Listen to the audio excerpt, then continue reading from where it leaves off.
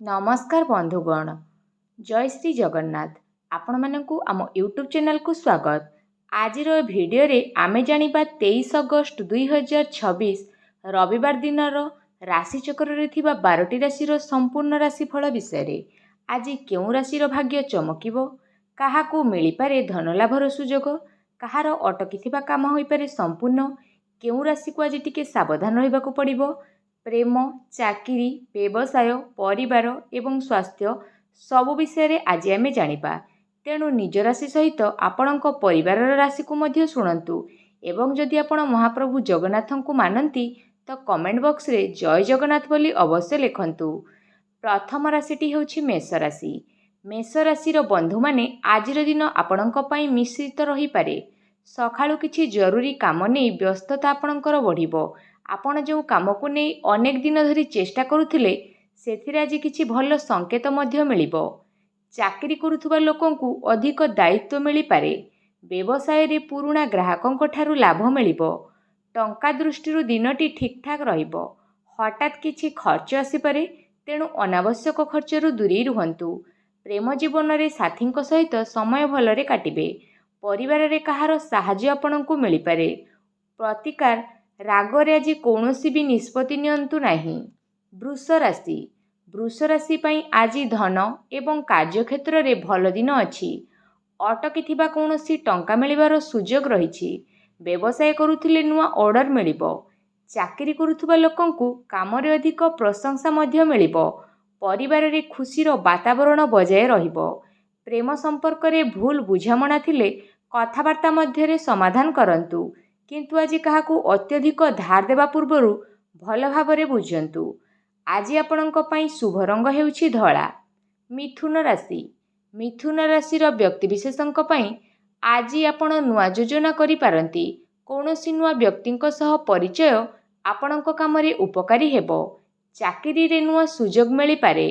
व्यवसाय रे जोगाजोग बढ़िबो। आज आपण कथा कहिबार शैली अन्यमानंकु प्रभावित करिबो। टंका तो आसीबो, किंतु सेही टंका आपणक खर्चरे मध्य बढ़ी पारे। प्रेम संपर्क रे भल कथावार्ता होई पारे। स्वास्थ्य रे अधिक चिंता न करी निजकु आराम दियंतु। प्रतिकार स्वरूप एका सांगरे अनेक काम न करी गोटे काम करिबाकू चेष्टा करंतु।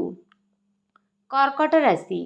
कर्कट राशि व्यक्ति विशेषंक पई आज परिवार दृष्टि दिनटी भल रहिबो। परिवारर कौनसी सदस्यंक ठारु भल खबर मिलिबो। घरे शुभ कार्यर आलोचना मध्य होई पारे। चाकरी करुथिले कामर चाप बढ़िबो, किंतु आपण काम को संभाली पारिबे। व्यवसाय आज बड़ निष्पत्ति नेबा पूर्वरु दुई थर भाबंतु। टंका दृष्टि दिनटी साधारण अटे। प्रेम जीवन रे भावना आपणकर बढ़िबो। साथींक कथा को आज भूल बुझंतु नाही। प्रतिकार स्वरूप परिवार सहित किछि समय निश्चय काटंतु। देखिबे दिनटी आपणकर शुभरे कटिबो। सिंह राशि। सिंह राशिर बंधु माने आज आपणकर आत्मविश्वास बढ़ी पारे। जो काम को नहीं भय करुथिले से काम को नहीं साहस पाइबे।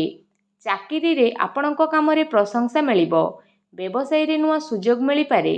आर्थिक भावरे दिनटी भल रहिबो, किंतु अहंकार किंबा अत्यधिक आत्मविश्वास ठारु दूरेकी रुहंतु। प्रेम जीवन रे आज रोमांटिक मुहूर्त आसीबो। परिवार रे आपणक मत को गुरुत्व मध्य दिया जिवो।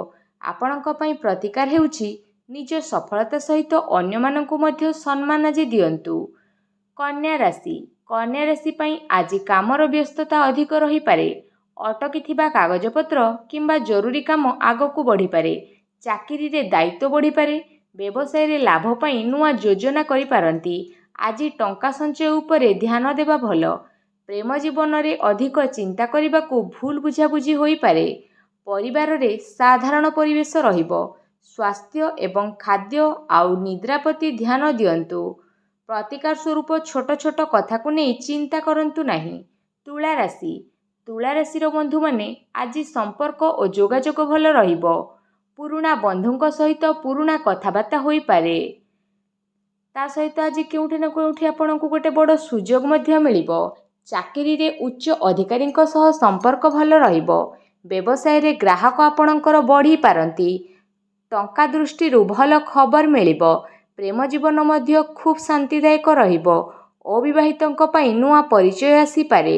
ପ୍ରତିକାର ସ୍ୱରୂପ କାହାର ମନ ନ ଜାଣିଥାଇ ତାଙ୍କ ବିଷୟରେ ନିଷ୍ପତ୍ତି ନିଅନ୍ତୁ ନାହିଁ। ବିଛା ରାଶି ଆଜି ଟିକେ ସାବଧାନ ରହିବାର ଦିନ। କୌଣସି କାମରେ ତରବର କଲେ ଭୁଲ ହୋଇପାରେ। ଚାକିରିରେ ସହକର୍ମୀଙ୍କ ସହିତ ମତଭେଦ ହେବ, ତେଣୁ ଶାନ୍ତ ରୁହନ୍ତୁ। ବ୍ୟବସାୟରେ ଟଙ୍କା ଲଗାଇବା ପୂର୍ବରୁ ଭଲ ଭାବରେ ଯାଞ୍ଚ କରନ୍ତୁ। ଅନାବଶ୍ୟକ ଖର୍ଚ୍ଚରୁ ଆଜି ବଞ୍ଚିକି ରୁହନ୍ତୁ। ପ୍ରେମ ଜୀବନରେ ସନ୍ଦେହ କରିବାରୁ ସମ୍ପର୍କ ଖରାପ ହୋଇପାରେ। ପରିବାରରେ ବଡ଼ଙ୍କ କଥା ଶୁଣନ୍ତୁ। ପ୍ରତିକାର ସ୍ୱରୂପ ଆଜି ରାଗ ନୁହଁ, ଧୈର୍ଯ୍ୟ ଆପଣଙ୍କର ଶକ୍ତି ରହିବ।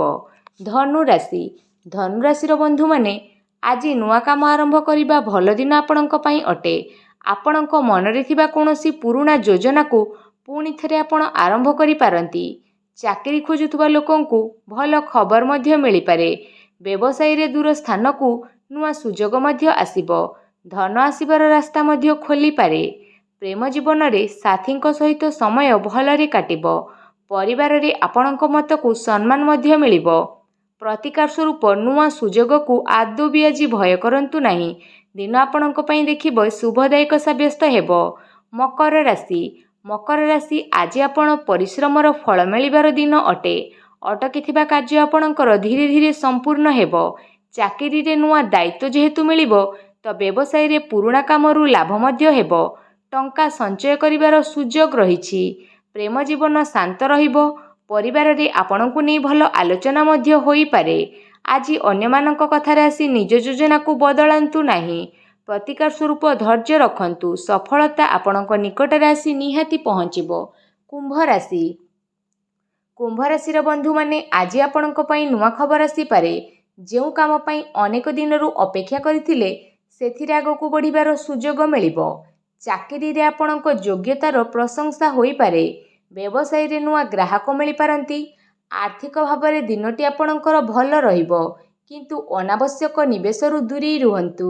ପ୍ରେମ ଜୀବନରେ ପୁରୁଣା ମତଭେଦ ମଧ୍ୟ ଦୂର ହୋଇପାରେ। ପରିବାର ଖୁସିରେ ରହିବ। ପ୍ରତିକାର ସ୍ୱରୂପ ନିଜର ଲକ୍ଷ୍ୟ ଅନ୍ୟମାନଙ୍କ ସହିତ କେବେ ଆଲୋଚନା କରନ୍ତୁ ନାହିଁ।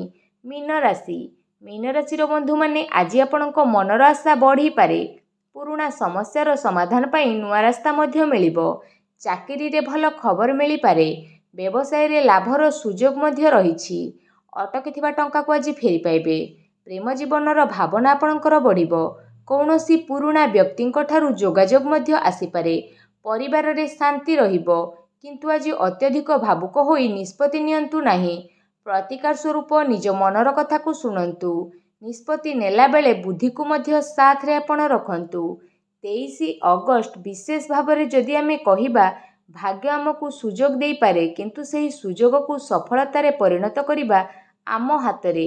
ତେଣୁ ଆଜି କୌଣସି ଖରାପ ଖବରକୁ ନେଇ ଭୟଭୀତ ହୁଅନ୍ତୁ ନାହିଁ। ଭଲ କାମ କରନ୍ତୁ। ବଡ଼ମାନଙ୍କର ଆଶୀର୍ବାଦ ନିଅନ୍ତୁ। ମହାପ୍ରଭୁ ଶ୍ରୀ ଜଗନ୍ନାଥଙ୍କୁ ସ୍ମରଣ କରନ୍ତୁ। ତେବେ ଦର୍ଶକ ବନ୍ଧୁ, ଆପଣଙ୍କ ପାଇଁ 23 ଅଗଷ୍ଟ 2026ର ଏ ଥିଲା ରାଶିଫଳ। ତ ଆପଣଙ୍କର ୟା ମଧ୍ୟରୁ କେଉଁ ରାଶି ଆମକୁ କମେଣ୍ଟ କରିକି ନିହାତି ଜଣାନ୍ତୁ। ମହାପ୍ରଭୁ ଜଗନ୍ନାଥ ସମସ୍ତଙ୍କ ଜୀବନରୁ ଦୁଃଖ ଦୂର କରନ୍ତୁ। ଘରେ ସୁଖ, ଶାନ୍ତି, ସ୍ୱାସ୍ଥ୍ୟ, ସମୃଦ୍ଧିରେ ଭରି ଦିଅନ୍ତୁ। ଭିଡ଼ିଓଟି ଭଲ ଲାଗିଲେ ଲାଇକ୍, ସେୟାର ଏବଂ ସବସ୍କ୍ରାଇବ୍ ମଧ୍ୟ କରନ୍ତୁ। ଜୟ ଶ୍ରୀ ଜଗନ୍ନାଥ।